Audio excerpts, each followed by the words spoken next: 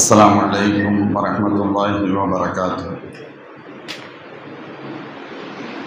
الحمد لله رب العالمين والعاقبة للمتقين والصلاة والسلام على أشرف المرسلين سيدنا محمد صلى الله عليه وسلم وعلى آله وصحبه أجمعين، أما بعد. أعوذ بالله من الشيطان الرجيم. بسم الله الرحمن الرحيم. يا أيها الذين آمنوا قوا أنفسكم وأهليكم نارا. صدق الله العظيم. قال رسول الله صلى الله عليه وسلم: كلكم راع وكلكم مسؤول عن رعيته، أو كما قال سيدنا حبيبنا صلى الله عليه وسلم. سبحانك لا علم لنا إلا ما علمتنا إنك أنت العليم الحكيم. لا حول ولا قوة إلا بالله العلي العظيم.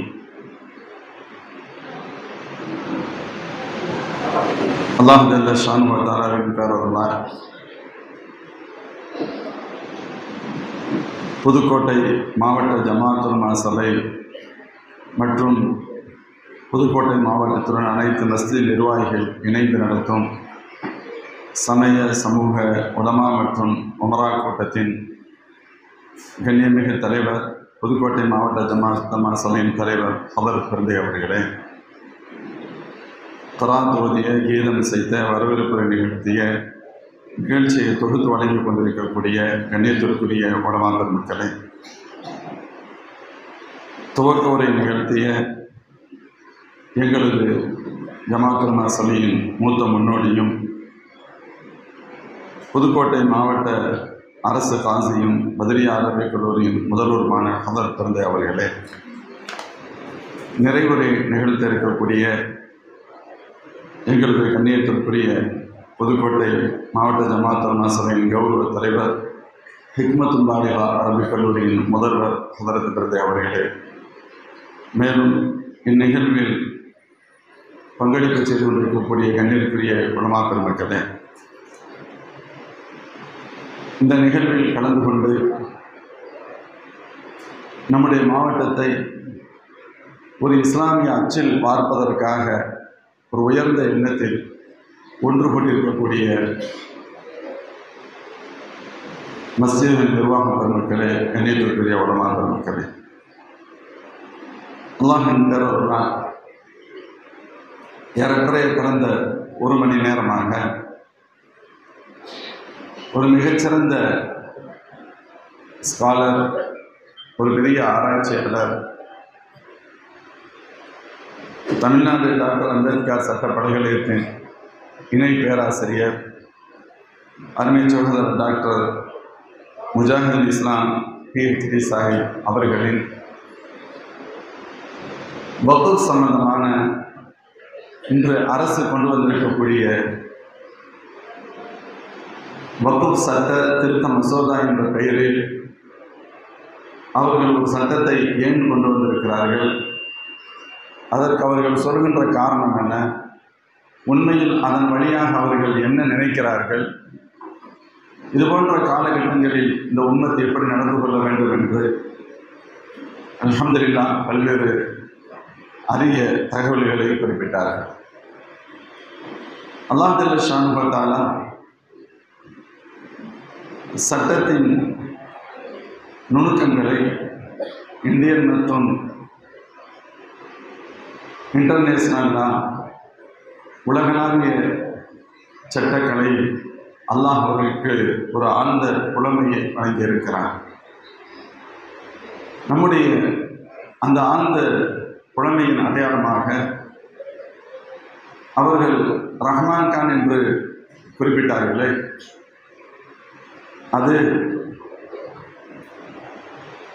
டெல்லி பாராளுமன்ற மேலவையின் முன்னாள் துணைத் தலைவராக இருந்த கண்ணியமிகு சகோதரர் ரஹ்மான் கான் சாஹிப் அவர்கள். ஏன்னா தமிழகத்திலையும் ரஹ்மான் கான் அப்படிங்கிறது ஒரு ஃபேமஸ் நேம் உண்டு, அப்படிங்கிறதுனால தெரியணுங்கிறதுக்காக சொல்லலாம். அவர் மிகச்சிறந்த ஒரு சட்ட ஆளுமை திறன் நிறைந்தவர். எந்த அளவிற்கு எனில் 2013 சார் சொன்னாங்க, வக்ஃப் சட்டம் சம்பந்தமாக அதில் தேவைப்படக்கூடிய திருத்தங்களை செய்து இன்னும் அதை உறுதிப்படுத்துவதற்காக ஜேபிசி என்று சொல்லப்படுகின்ற ஜாயிண்ட் பார்லிமெண்ட் கமிட்டி நியமிக்கப்பட்டது. அதன் தலைவராக இருந்து பணியாற்றியவர். சில மாதங்களுக்கு முன்பு இது தொடர்பான ஒரு பணியின் காரணமாக அவர்கள் சென்னை வந்து திரும்புகின்ற நேரத்தில், அந்த நேரம் இந்த சட்டத்திலே முன்வடிவு கொண்டு வந்தப்பட்டிருக்கின்ற நேரம், தமிழ்நாடு ஜமாஅத் உலமா சபை நமது கண்ணியத்திற்குரிய முஜாஹிதுல் இஸ்லாம் சார் அவர்களுடைய தலைமையில் உருவாக்கப்பட்ட அந்த குழு நமக்கு இந்த சட்டத்தின் பல்வேறு வடிவங்களை தொகுத்து வழங்கியிருந்தார்கள். ஜாயிண்ட் பார்லிமெண்ட் கமிட்டி நியமிக்கப்படுவதற்கு முன்பாகவே நாம் சார் அவர்களை தொடர்பு கொண்டு இந்த சட்டம் சம்பந்தமாக சாதக பாதக நுணுக்கங்களை கேட்டிருந்தோம். அந்த குழு நமக்கு ஒரு அறிக்கையும் வழங்கியிருந்தது. அறிக்கை வழங்கி நமது கையில் கிடைக்கின்ற நேரம்தான் அது அன்றோ அல்லது மறுநாள் ஜாயிண்ட் பார்லிமெண்ட் கமிட்டி தற்செயலாக நியமிக்கப்பட்டது. இந்த சட்டம் தொடர்பாக நாம் அதை அப்படியே உடனடியாக முதல் தகவலாக ஜாயிண்ட் பார்லிமெண்ட் கமிட்டி அந்த லெட்டரை ஜமாஅத் உலமா சபையின் சார்பில் அனுப்பி வைத்தோம். கணியத்திற்குரிய சகோதரர்களே, குறிப்பாக இந்த கூட்டம் இது பப்ளிக் கூட்டம் அல்ல, இது பொதுக்கூட்டம் அல்ல. நிறைய நம்ம பொதுக்கூட்டங்களை பார்த்துருக்கோம். ஷரியத் பொதுக்கூட்டம் அப்படின்னு நம்ம போடுவோம், மீளாத விழாக்கண்டு போடுவோம், கருத்தரங்கங்கள் போடுவோம், அதில் எல்லாமே பொதுமக்கள் இருப்பாங்க. ஆனால் இன்று நம்ம 2 சாரார் மட்டும்தான் இருக்கோம். ஒன்று உலமாக்கள், இன்னொன்று மஸ்ஜிதில் நிர்வாக பெருமக்கள் இருக்கோம். பொதுமக்கள் இதில் இல்லை. சகோதரர்களே, ஏன் இந்த 2 சாராரை மட்டும் ஜமாஅத் உலமா சபை முக்கியத்துவம் கொடுத்து அழைத்திருக்கிறது என்று சொன்னால், இன்று இஸ்லாமிய சமுதாயத்தை சுற்றி பல்வேறு வலைகள் பின்னப்படுகின்றன பல மட்டங்களிலிருந்து. ஆனால் நாமோ, நம் சமுதாயமோ அதை பற்றிய போதிய ஒரு தெளிவில்லாத சூழலில் நாம் ஒரு விட்டில் பூச்சிகளாக ஏமாறந்திருக்கக்கூடிய ஒரு யதார்த்த சூழல். இந்த நேரத்தில் எல்லோரும் அப்படி இருந்துவிட்டால் இந்த சமுதாயத்தை பாதுகாப்பது யார்? அல்லாஹ் ஜல்ல ஷானஹு வ தஆலா ஒவ்வொரு சாராருக்கும் சில பொறுப்புகளை வழங்குகின்றான். அவரவர் தங்களது பொறுப்புகளை உணர்ந்து காலத்தின் சூழலுக்கு ஏற்றவாறு செயல்பட வேண்டிய தார்மீக கடமை இருக்கிறது என்பதால் இந்த சமுதாயம் இஸ்லாமிய மக்களின் மீதும் ஷரியாவின் அல்லாஹ்வுடைய சட்டங்களை, இஸ்லாமிய மக்களை இஸ்லாமிய ஷரியாவை பாதுகாக்க வேண்டிய தார்மீக கடமைப்பட்டவர்கள் என்று சொன்னால், ஒன்று உலமாக்கள், இன்னொன்று உமராக்கள், நிர்வாக பெருமக்கள். 7 ஆண்டுகள், ஏற குறைந்தபட்சம் 7 ஆண்டுகள் அல்லாஹ்விற்காக நாங்கள் எங்களை தியாகம் செய்து அந்த கல்வி ஞானத்தை, இறை ஞானத்தை பெற்றிருக்கிறோம் என்று சொன்னார். அது உலமாக்களுடைய தனிப்பட்ட சொத்தாக பார்க்கப்பட மாட்டாது. இந்த சமூகத்திற்கு அவர்கள் திருப்பி தருவதற்கான மூலப்பொருளை அவர்கள் 7 ஆண்டுகள் பெற்றிருக்கின்றார்கள் என்ற அர்த்தம். அதன் அடிப்படையில் உலமாக்கள் இந்த தீனை பாதுகாக்க வேண்டிய தார்மீக கடமை அவர்களுக்கு உண்டு என்ற அடிப்படையில் உலமாக்களும், மஸ்ஜித் எல்லோரும் தொழ வருவார்கள் என்பது வேறு. ஆனால் மஸ்ஜிதை நிர்வகிப்பதற்கான சில பொறுப்புகள் சிலருக்கு வழங்கப்படுகிறது என்று சொன்னால், அவர்கள் 10ஓடு 11வது நபர்கள் அல்ல, மாறாக தங்களுடைய குடும்பத்தை மட்டுமின்றி தங்களுடைய மஹல்லாவை சுற்றி இருக்கக்கூடிய அனைத்து மக்களின் முஸ்லிம்களின் ஏற்ற தாழ்வுகளுக்கு தார்மீக பொறுப்பேற்க வேண்டிய கடமைப்பட்டவர்கள் என்பதால் நாம் இரு சாராரும் ஏதோ நான் சரியாக இருந்தேன், என் வேலையை பார்த்தேன், என் குடும்பத்தை பார்த்தேன் என்று சொல்லி தப்பித்து விட முடியாது. சராசரி மனிதர்கள் அந்த பதிலை சொன்னால் போதுமானது. ஆனால் ஒரு மஸ்ஜிதின் இமாமோ, ஒரு ஆலிமோ அல்லது ஒரு நிர்வாகியோ நான் என்னை, என் குடும்பத்தை, எனது வியாபாரத்தை பார்த்தேன் என்று கடந்து விட முடியாது. அதற்கடுத்து அல்லாஹ் கேட்பான், நீங்கள் ஆலிமாக இருந்தீர்கள், நீங்கள் நிர்வாகியாக இருந்தீர்கள், உங்களது மஹல்லாவில் இத்தகைய பின்னடைவுகள் ஏற்பட்டது, உங்கள் மக்களுக்கு இத்தகைய கஷ்டங்கள் ஏற்பட்டது, உங்களுக்கு பல்வேறு பிரச்சனை, பல்வேறு விஷயங்களில், இதற்கெல்லாம் உங்களுடைய பதில் என்ன என்று கேட்கப்படும். கேட்கலாம் என்பதல்ல. அல்லாஹ்வின் திருத்தூதர் ஸல்லல்லாஹு அலைஹி சொல்வார்கள், குல்லுக்கும் ராயின் வ குல்லுக்கும் மஸ்ஊலுன் அன் ரஅய்யதி. உங்களில் ஒவ்வொருவரும் பொறுப்பாளர், உங்களது பொறுப்பை பற்றி நாளை மறுமையில் விசாரிக்கப்படுவீர்கள். ஒரு குடும்பத்தின் தலைவர் என்ற அடிப்படையில் ஒரு ஆண் தன்னுடைய மனைவி மக்களுக்கு எப்படி பொறுப்பாளனோ, ஒரு தாய் ஒரு பெண் தன்னுடைய கணவன் மற்றும் பிள்ளைகளின் எப்படி அவர்களுடைய கவனிப்பில் பொறுப்பாளர்களோ, ஒரு முதலாளி தன் வியாபாரத்திற்கு எப்படி பொறுப்பாளனோ, தொழிலாளிகள் தாங்கள் பணியாற்றுகின்ற நிறுவனம் சம்பந்தமாக பதில் சொல்ல எப்படி கடமைப்பட்டவர்களோ, அதே போன்று ஆண்களும் நிர்வாக பெருமக்களும் இந்த சமூகத்தின் முன்னேற்றத்துக்கு அவர்கள் காரணமாக இருந்தாக வேண்டும். இந்த சமூகத்தை வீழ்ச்சியிலிருந்து அவர்கள் தடுத்தாக வேண்டும். இதில் எந்த இடத்தில் குறைவு செய்தாலும் நாம் அல்லாஹ்விடத்தில் விசாரிக்கப்படுவோம். மூமின்களே, இந்த சூழலில் ஒரு மிக மோசமான ஒரு காலகட்டத்தை நாம் வாழும் காலம் சந்தித்துக் கொண்டிருக்கிறார். ஒரு 30 ஆண்டுகளுக்கு முன்பு என்று சொன்னால் கூட எல்லா காலத்திலும் பிரச்சனைகள் இருந்தது.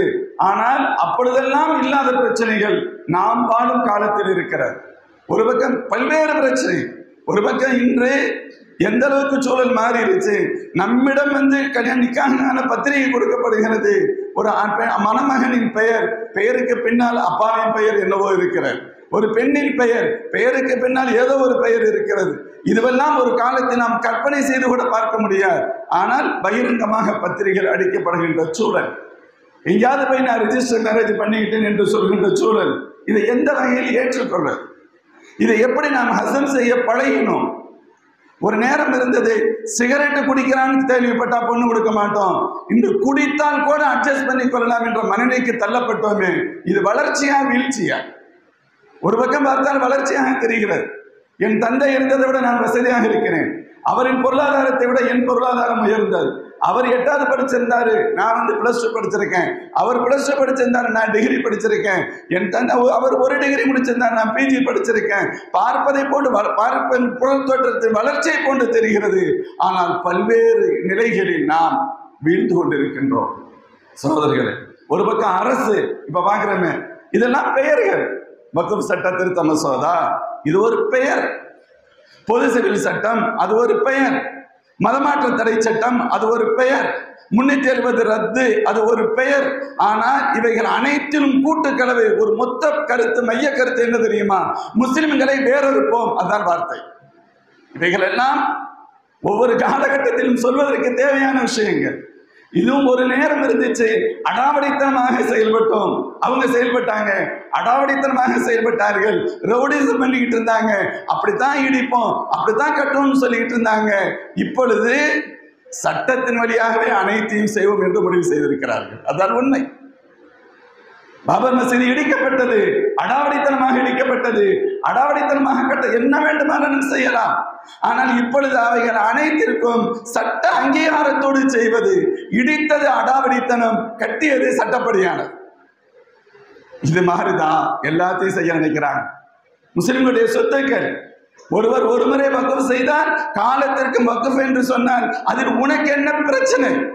அது எங்கள் சொத்து, நாங்க வக்ஃப் செஞ்சது. அது ஒரு தடவை வக்ஃப் சொன்னா மௌத் வரைக்கும் வக்ஃப்னு சொல்றதுல உங்களுக்கு என்ன பிரச்சனை இருக்கிறது?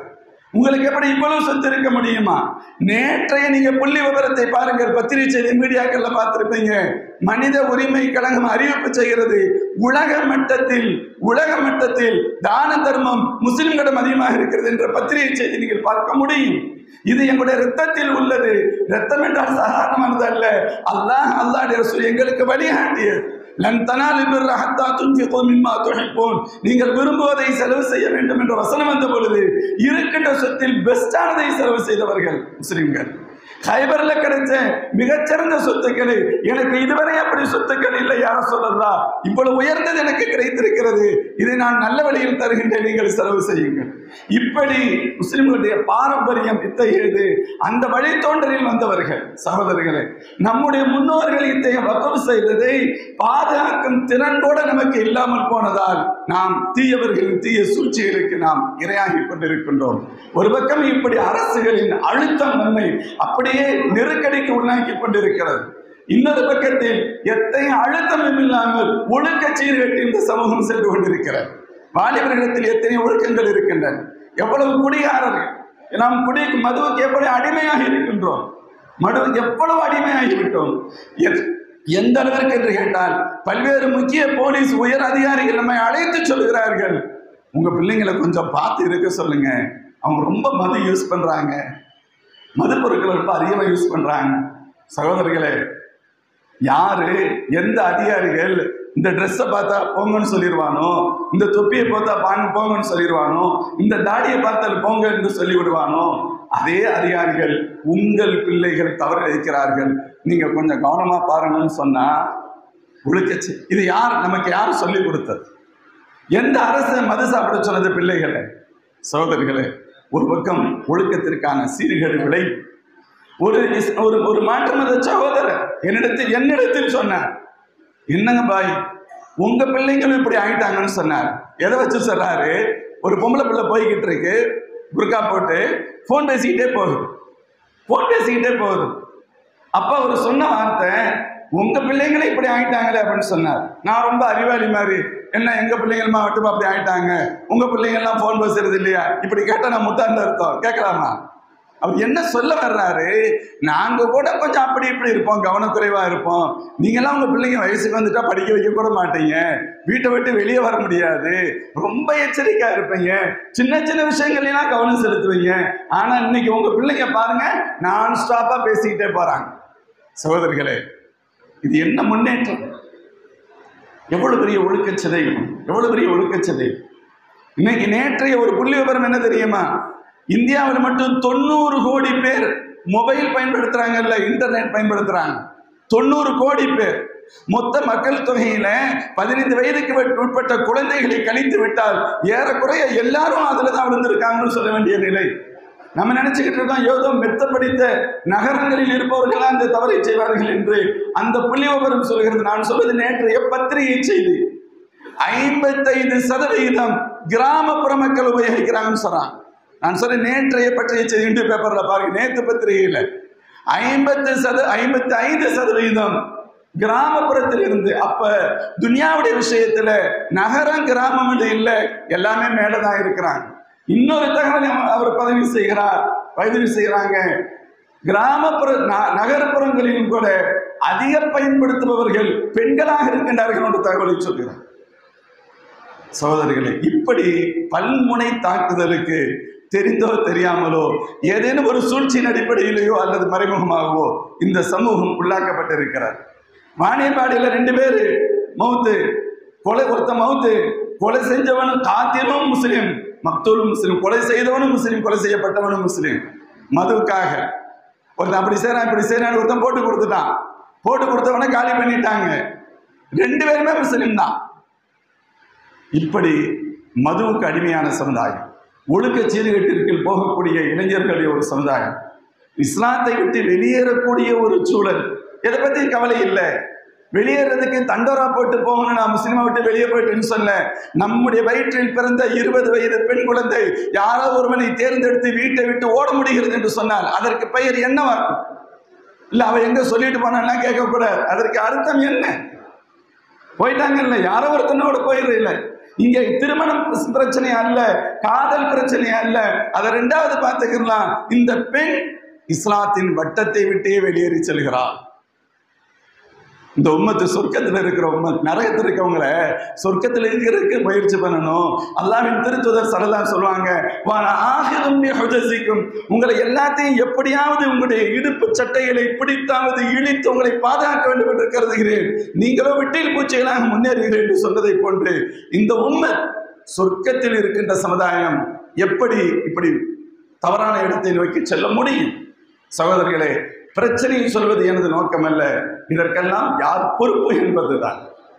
இந்த தொடரில் எனக்கு கொடுக்கப்பட்டது ஒரு பகுதி, அதை நான் வர்றேன். திருமண வாழ்க்கை, திருமண வாழ்க்கையில சந்தோஷத்திற்கான திருமணம், எங்கே சந்தோஷம் கிடைக்கிறது? பிரச்சனை பிரச்சனை பிரச்சனைக்கு மேல பிரச்சனை. திருமணமாகலைன்னு ஒரு நீண்ட நாள் கவலை. திருமணமான உடனே 3 மாசத்திலிருந்து 6 மாசத்துக்குள்ள மஸ்ஜிதுகளுடைய படிகள் ஏறி இறங்குகிறார்கள். எங்களுக்கு ஃபுல்லா வேணும், எனக்கு தலாக் வேணும், எனக்கு அவன் சரியில்லை, எனக்கு இந்த பெண்ணு பிடிக்கல, ஏதோ ஒரு பிரச்சனை, அந்த குடும்பம் சரியில்லை. காரணங்கள் 1000 இருக்கட்டும், இந்த பிரச்சனை நாம் சந்திக்கின்றோமா இல்லையா? இதனால் ஏற்படுகின்ற விளைவுகள் என்ன, தாக்கங்கள் என்ன? நிம்மதி இல்லாத குடும்ப சூழல். எவ்வளவு பெரிய பிரச்சனைகளை கஷ்டங்களை நாம் சந்தித்துக் கொண்டிருக்கிறோம். அருமை சகோதரர், குறிப்பாக இந்த நிகழ்வு சம்பந்தமாக இன்று ஏற்பட்டிருக்கக்கூடிய நிம்மதி இல்லாத குடும்ப வாழ்க்கை முறை, அதனால் ஏற்படக்கூடிய தலாக் போன்ற விவாகரத்துகள், அந்த விவாகரத்தை தொடர்ந்து ஏற்படக்கூடிய பெண்ணுக்கான பாதுகாப்பின்மை, குழந்தைகள் வளர்ப்பில் ஏற்படக்கூடிய ஆபத்து, அந்த குழந்தைகள் ஒழுக்கமில்லாதவர்களாக அச்சில் வார்க்கப்படுவது, அதனால் ஏற்படக்கூடிய தொடர் தீமைகள், இதை இந்த சமூகத்திலிருந்து பாதுகாப்பது யார்? சொல்லணும், பொதுவாக சரி திருமணம் முடிக்காம இருந்துடலாமே, சாத்தியம் அல்ல, நோ சான்ஸ்.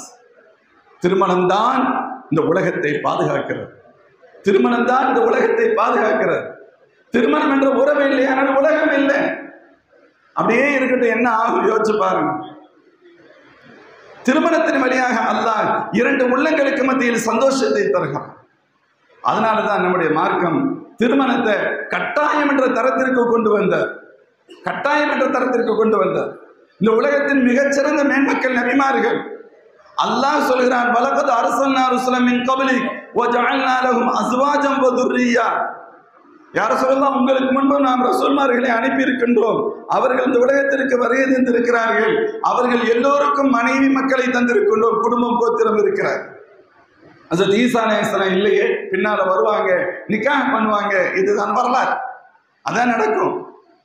அப்படியானால் எல்லா நபிமார்களும் அவர்களை விட இபாதத்தில் உயர்ந்தவர்கள் இல்லை, ஆனால் அவர்கள் எல்லோரும் திருமணம் முடித்தார்கள். அல்லாஹ்வின் திருத்தூதர் ஸல்லல்லாஹு சொன்னாங்க, நிக்காஹினுடைய சுன்னத் நீங்கள் செய்தாக வேண்டும்.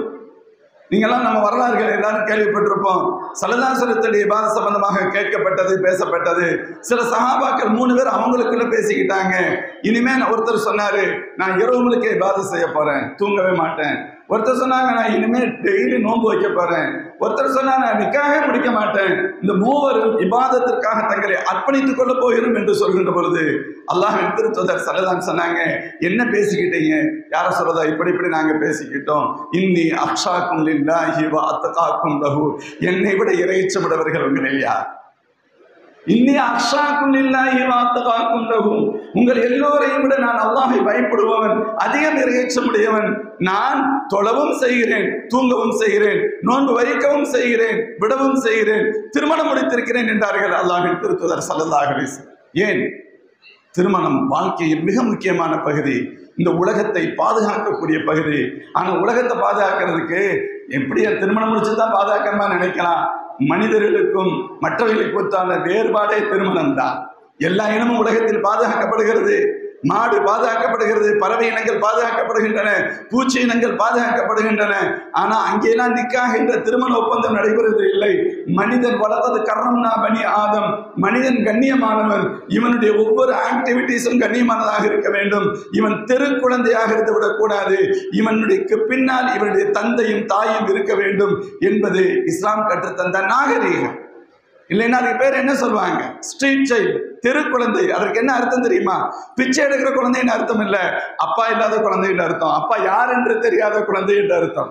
இது இந்த உலகத்தில் கண்ணியமான ஒரு மக்கள் செல்வத்திற்கு, நாகரிகமான மக்கள் செல்வத்திற்கு, ஆரோக்கியமான மனிதர்களுடைய நடமாட்டத்திற்கு உகந்தது அல்ல.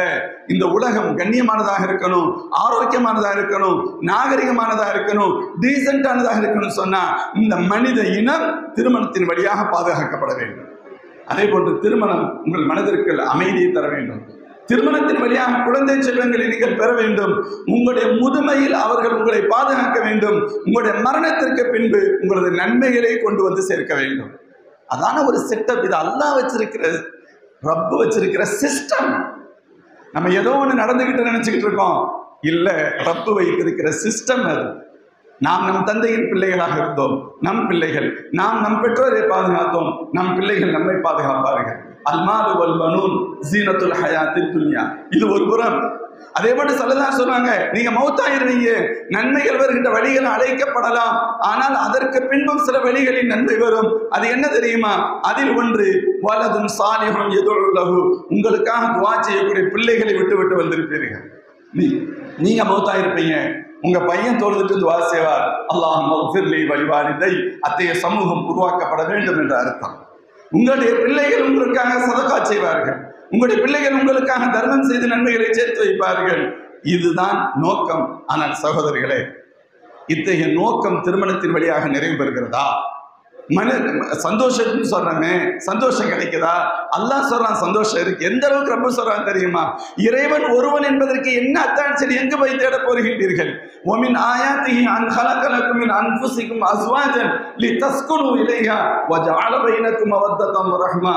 நீங்கள் கணவன் மனைவிக்கு மத்தியில் ஆய்வு செய்யுங்கள், அவருடைய முஹப்பத்தை பற்றி ஆய்வு செய்யுங்கள். அவருக்கு மத்தியில் இனம் புரியாத நட்பை நான் கொடுத்திருக்கின்றேனே, இவைகளை பற்றி நீங்கள் ஆய்வு செய்யுங்கள். அப்பொழுது உங்களுக்கு புரியும் ஏக இறைவன் அல்லாஹ் மட்டுமே என்று. திருமண உறவையும் அதன் மூலமாக கிடைக்கக்கூடிய மகிழ்ச்சியையும் அல்லாஹ் ஒருவன் என்பதற்கான அத்தாட்சியாக ரப்பு சொல்கிறான். இது சாதாரணமான வாழ்க்கை அல்ல. ஆனால் இவைகள் பற்றிலெல்லாம் இவை எந்த அளவிற்கு பெற முடிகிறது? இன்றும் அல்ஹம்துலில்லாஹ் நாம் பலர் சந்தோஷமாக இருக்கின்றோம், அல்லாஹ்விற்கே எல்லா புகழும். ஆனால் இந்த பெர்சன்டேஜ் ஒப்பீட்டு முறையில் பார்த்தால் நமது முன்னோர்கள் 100 நிக்காஹ் நடந்துச்சு, ஒரு 2-3 பிரச்சனை இருந்திருக்கும். அதற்கு அடுத்த காலகட்டம் 100 ஒரு 5 பிரச்சனையா இருந்துச்சு. அதுக்கடுத்து ஒரு காலகட்டம் 10 பிரச்சனையா இருந்துச்சு. இன்னைக்கு 100ல 50% மேல பிரச்சனையா இருக்கு. நான் ரொம்ப கண்ணியமா சொல்றேன், அல்லாஹ் அதுக்குள்ளேயாவது இருக்க வைக்கணுங்கிற எண்ணத்துல. ஆனா ஒவ்வொரு நாளும் மஸ்ஜித் நிர்வாகிகள், காசிகள் அவங்ககிட்ட வரக்கூடிய ரிப்போர்ட்ஸ் பிரச்சனைகள்லாம் கேட்டா இந்த சதவிகிதம் இல்லை அது வேறு சதவீதம் சொல்லுவாங்க. அந்த அளவிற்கான பிரச்சனைகள் நம்ம சொல்றதுக்கு கூட கவலையா இருக்கு. எப்படி சொல்றது? சகோதரர்களே, இதற்கான காரணம் என்ன? ஒற்றுமை இல்லை, அவங்களுக்கு மத்தியிலையும் சந்தோஷம் இல்லை, நிம்மதி இல்லாத வாழ்க்கை. இவன் அந்த பொருட்படுத்தவே மாட்டான். வீட்டுக்கு போறதுக்கு சில பேர் பயப்படுறாங்க. வீட்டில் போனா நிம்மதி இல்லைங்கிற நிலை. கணவன் வந்து விடுவானோ என்று ஒரு பெண் அஞ்சு கொண்டிருக்கிறாள். குடிகார கணவன் காலையில போனவன் இரவுல வருகின்ற பொழுது இவன் மனுஷனா வருவானா குடிச்சிட்டு வருவானா தெரியல. தன் கணவன் வர வேண்டும் என்று ஏங்குவதற்கு பதில் வந்து விடுவானோ என்று அச்சப்படுகின்ற ஒரு பெண்ணும் குழந்தைகளும் என்று சொன்னார். என்ன நிம்மதியா, என்ன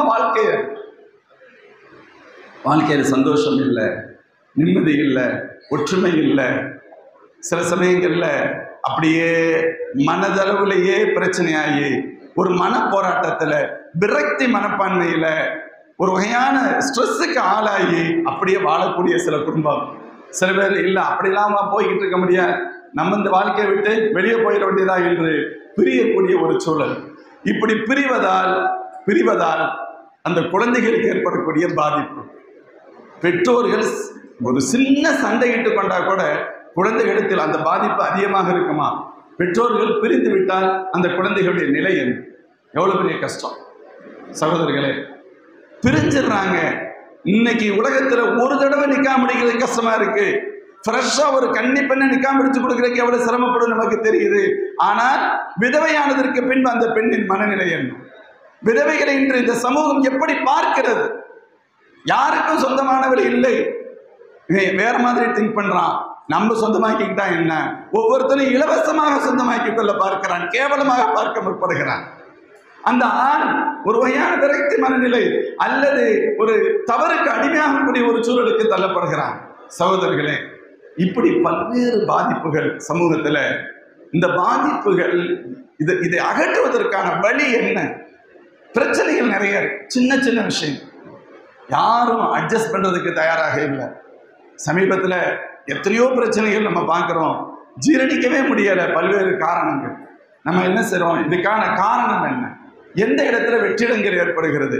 இதை எப்படி சரி செய்கிறது என்ற கவலை இமாம்களாகிய ஆலிம்களாகிய எங்களுக்கும் உலமா நிர்வாக பெருமக்களாகிய தங்களுக்கு இருக்க வேண்டிய தார்மீக கடமை இருக்கிறது என்பதை சொல்வதுதான் இந்த கூட்டத்தின் முக்கியமாக நோக்கம். சொல்றது மட்டுமல்ல, இந்த கூட்டத்தின் வழியாக பிரச்சனைகளை தெரிகிறது. என்னை விட உங்க எல்லாத்துக்கும் நல்லா தெரியும், நம் எல்லாருக்கும் ரொம்ப சிறப்பாகவே தெரியும்.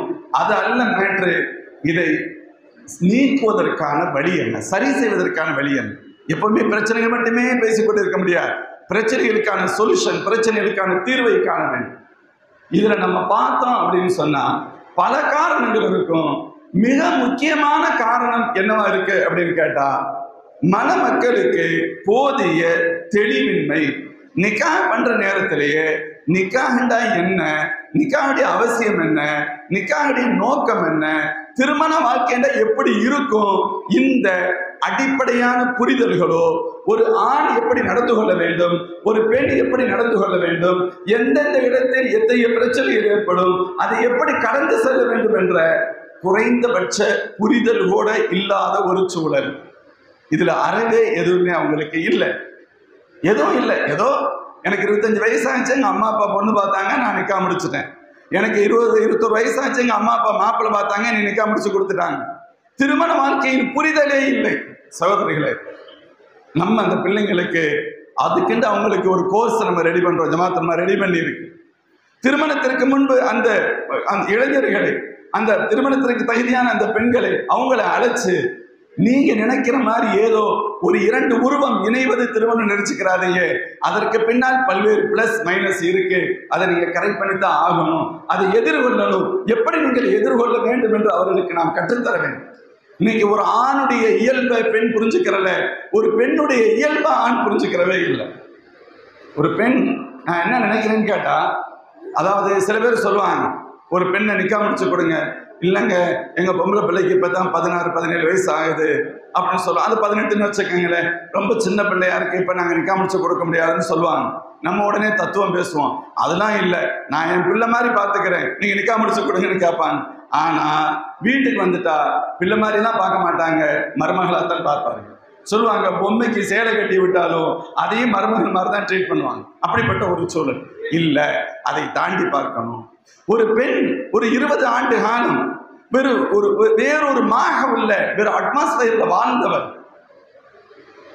செல்லமாக வளர்ந்தவர், வாழ்ந்தவராக இருக்கலாம். ஏதோ ஒரு சூழல் இருக்கலாம்.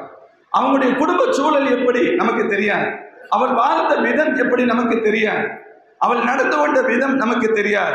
ஆனால் மொத்தத்தில் 20-21 ஆண்டுகளுக்கு பின்பு எதுவுமே தெரியாத, என்ன சூழல் என்றே புரியாத, தான் எப்படி தன்னை தக்கமைத்துக் கொள்ளும் என்ற புரிதல் இல்லாத நிலையில் ஒரு பெண் நம்முடைய இல்லத்திற்கு வருகிறார்.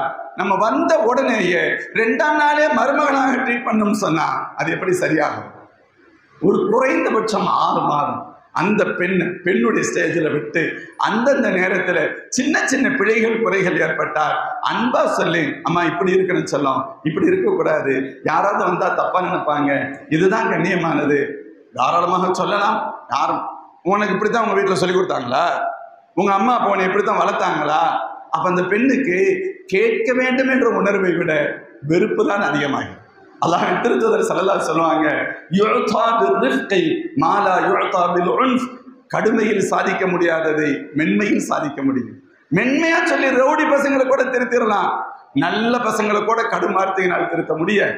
நம்ம என்ன சொல்ல வரோம்? ஒரு 20 ஆண்டுகளுக்கு மேல் பழக்கப்பட்ட ஒரு பெண், 2வது அவள் அனைத்தையும் இழந்து வந்திருக்கிறாள். ஒரு ஆண் யோசிக்கணும், நான் என் வீட்டில் இருக்கேன், நான் சேஃபா இருக்கேன், என் அம்மா, என் அப்பா, என் அண்ணன் தம்பி, என் அக்கா தங்கை, நான் பழகிய இடம், என்னை பற்றி தெரிந்த இடம், நான் ரொம்ப சேஃபர் சைடில் இருக்கேன். ஆனா என் மனைவி எல்லாவற்றுக்கும் புதுமையானவள், அவளை எப்படி நான் அட்ஜஸ்ட் பண்ணி கொண்டு போறது?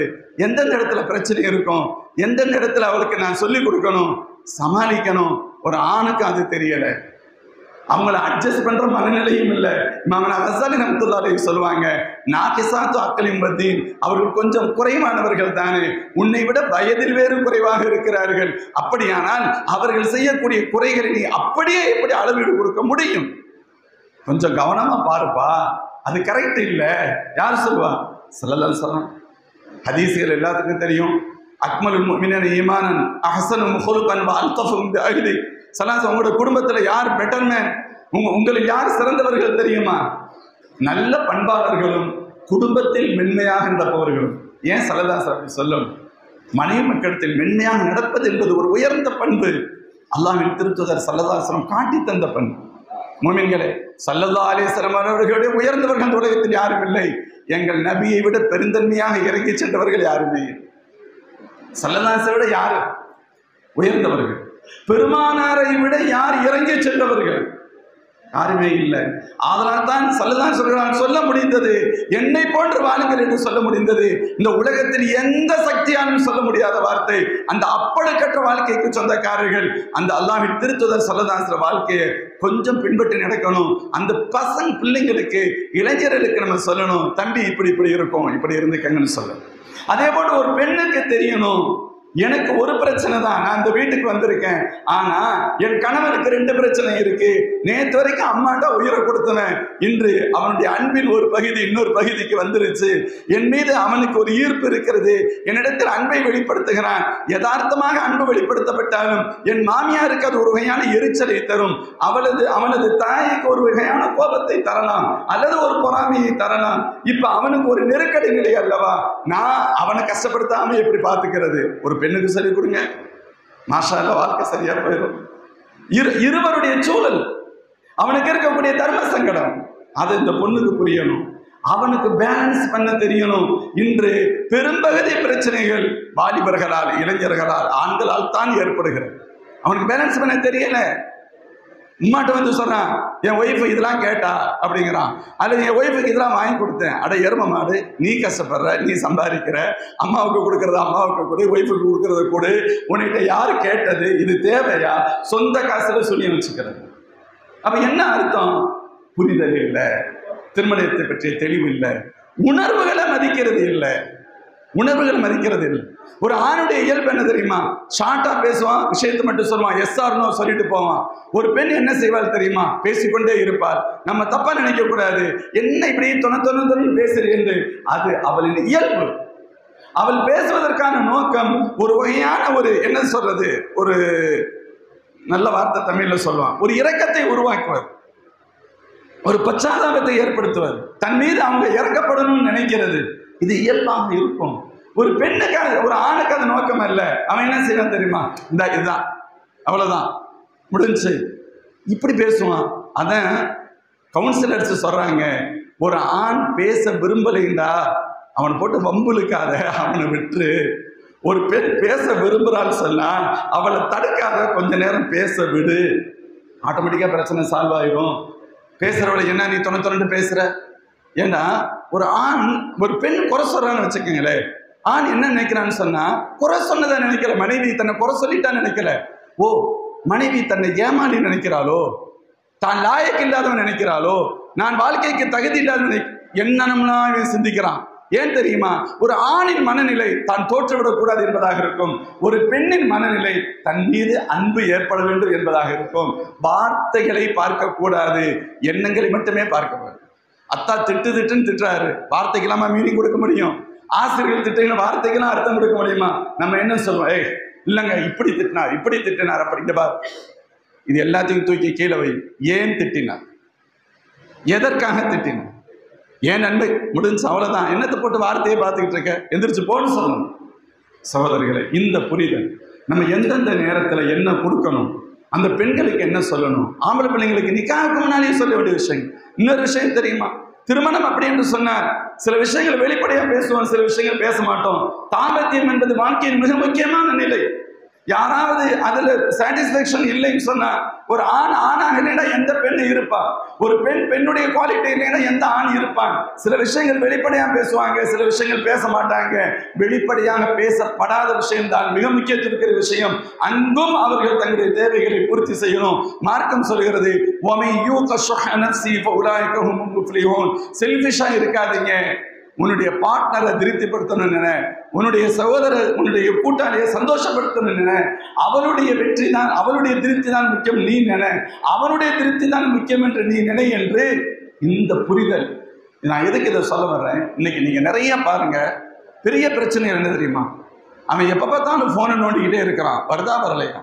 ஒரு நல்ல புத்திசாலியான தம்பதி போனை எடுத்துட்டு போக கூடாது, பெட்டுக்கு போனை கொண்டு போக கூடாது. இன்னைக்கு தூங்குறது வரைக்கும் போனு, தலைமாட்டில் போனு. என்ன நம்ம ஏற்கனவே பெருசா ஒன்றும் வேலை செய்யலை, இப்ப தலைக்கு பக்கத்திலேயே போனை வச்சுக்கிட்டு இருக்கோம். எங்க போய் முடியும்? அது தேவை என்ன இருக்கு? போன், பெட்ரூமுக்கு போனை கொண்டு போகக்கூடாது. போனை கொண்டு போனாலும் பார்க்கக்கூடாது. அதுவும் குறிப்பாக கணவன் மனைவி சேர்ந்து இருக்கிறார்கள் என்று சொன்னால் போனை யூஸ் பண்ணாதீங்க. நீ எதுக்கு அப்புறம் கணவன் மனைவியா இருக்கிற? அந்த முசீபத்தையும் யூஸ் பண்ணிக்கிட்டு இருந்தா சகோதரர், ஆரம்பத்தில் கொஞ்சம் கஷ்டமா இருக்கும், பழகிட்டாங்கன்னா ஈஸி ஆயிரும். யார் சொல்வது? நம்ம நினைக்கிறதுக்கு இது சாதாரணமான விஷயமா தெரியும். இது சாதாரணமானதல்ல, மிக முக்கியமானது. இன்னொன்னு பார்ப்போம், வெளியில போகும்போதெல்லாம் டிப்டாப்பா ட்ரெஸ் இருக்கும் ஒரு ஆணுக்கும் பெண்ணுக்கும். வீட்டில் பார்த்தா அசிங்கமான ட்ரெஸ் இருக்கும். நான் நிறைய கவுன்சிலிங்ல பிரச்சனைகள் கேள்விப்பட்டு இருக்கின்றேன். சுத்தம் இல்லாம இருக்கிறாங்க, ஒரு மாதிரியா இருக்கு. இது என்னங்க, வீட்லயுமா அப்படி இருப்பாங்கன்னு சில பேர் நினைக்கலாம். இல்ல, அது ரொம்ப முக்கியம். ஒரு பெண் தன்னை அழகுபடுத்திக் கொள்வதற்கு அனுமதிக்கப்படுவதே கணவனுக்காகத்தான். நீ அவன் இருக்கும்போது பங்கரையா இருக்கிறீங்க, வெளியில போய் நீ அழகா போறீங்கன்னா என்ன ஃபாய்தா இருக்கு? அது அவளுக்கு மட்டும் சொந்தம் அல்ல, ஒரு ஆணும் அப்படித்தான். எங்கள் நபி ஸல்லல்லாஹு அலைஹி வஸல்லம் தூங்க செல்கின்ற பொழுது மிஸ்வாக் செய்யாம போனதில்லை என்று வருது. அதற்கு பொருள் என்ன தெரியுமா? உன்னுடைய உள்ளமும் வாயும் தூய்மையானதாக இருக்க வேண்டும் என்று அல்லவா அர்த்தம். சகோதரிகளே, நான் ஒரு சில பாயிண்ட்ஸ், எல்லாத்தையும் சொல்ல முடியல, கிட்டத்தட்ட ஒரு நிறைய தகவல்கள் அவங்களுக்காக அந்த மணமக்களுக்கு கொடுப்பதற்கென்றே, கவுன்சிலிங் கொடுப்பதற்கென்றே பல்வேறு தகவல்கள் ரெடி பண்ணப்பட்டிருக்கு, பல்வேறு பகுதிகளாக பிரிச்சு. இதை நம்ம செய்யறது, நம்ம செய்யக்கூடிய சதகா அன்பளிப்புன்னு சொன்னா நம்ம போய் அவங்களுக்கு வேற எந்த கிஃப்டும் கொடுக்க வேண்டியது இல்லை. குறைந்தபட்சம் நம்முடைய பிள்ளைகளுக்கு திருமணத்திற்கு முன்பு ப்ரீ மேரேஜ் கவுன்சிலிங், திருமணத்திற்கு முந்தைய கலந்தாய்வில் அவர்களை கொஞ்சம் நாம் கலந்து கொள்ள வைக்க வேண்டும். அவங்களுக்கு நல்ல விஷயங்களை சொல்லணும், அல்லாஹ் பற்றி சொல்லணும், அல்லாஹ்வுடைய ரசூலை பற்றி எல்லாத்தையும் சொல்லணும். மணமகள் பார்க்குற வரைக்கும் யார் வேண்டுமானாலும் பார்க்கலாம், மணமகனை எப்படி வேண்டுமானாலும் தேர்வு செய்யலாம். தேர்வு செய்ததற்கு பின்பு நீ உன் மனைவியை சந்திக்கிற, உன் கணவனை சந்திக்கிற, இல்லை இவர் நான் நினைச்சது மாதிரி இல்லை, இவன் நான் விரும்பின மாதிரி இல்லைன்னு சொன்னா சரியாக வராது. தேர்வு செய்கின்றவரே உங்களது பொறுப்பு. தேர்வு செய்து எனக்கு மனைவி வந்து விட்டார், தேர்வு செய்து எனக்கு கணவன் வந்து விட்டார், இதுதான் அல்லாஹ்வின் நாட்டம். அவன், அந்த ரப்பு உனக்கு இவளைத்தான் அல்லது இவனைத்தான் ஜோடியாக தந்திருக்கிறான், இதை கொண்டு திருப்திப்பட வேண்டும் என்பதையும் சொல்லிக் கொடுக்க வேண்டும். இந்த குறைந்தபட்சம் இதை நம்ம ஓரளவு அவங்களுக்கு ப்ராப்பரா, இப்ப நம்மள்ட்ட எல்லாத்தையும் பகிர முடியாது, அவர்களுக்கென்றே சொல்ல வேண்டிய பல்வேறு விஷயங்கள், இது அவங்களுக்கு நம்ம கொஞ்சம் சொல்லி கொடுத்துட்டோம்னு சொன்னா மாஷா அல்லாஹ் இந்த பெர்சன்டேஜ் குறையும். 50ங்கிறது 40 மாறிடும், 40 30 மாறும், 20 மாறும்னு சொன்னா இதனுடைய நன்மைகள் அனைத்தும் நமக்குத்தான் வந்து சேரும். எனவே சகோதரர்களே, இன்று திருமண வாழ்க்கையில் ஏற்படக்கூடிய பிரச்சனைகள், எவ்வளவு மன உளைச்சல் பெற்றோருக்கு, கோர்ட்டு கச்சேரின்னு அலைகிறதுனால எவ்வளவு, எத்தனை கட்ட பஞ்சாயத்துகள் எவ்வளவு பேர் நடக்குது. எவன் கொள்ளையடிக்கிறான், அவங்கள வச்சுக்கிட்டு கொள்ளையடிக்கிறான். காசும் போய், நிம்மதி போய், குழந்தைகளுடைய வாழ்க்கை போய், ஒரு வகையான அரை பைத்தியமாக இருந்து அந்த பெற்றோர்களோ முதல்ல கவலைப்படாம பிரச்சனை பண்ணுவாங்க.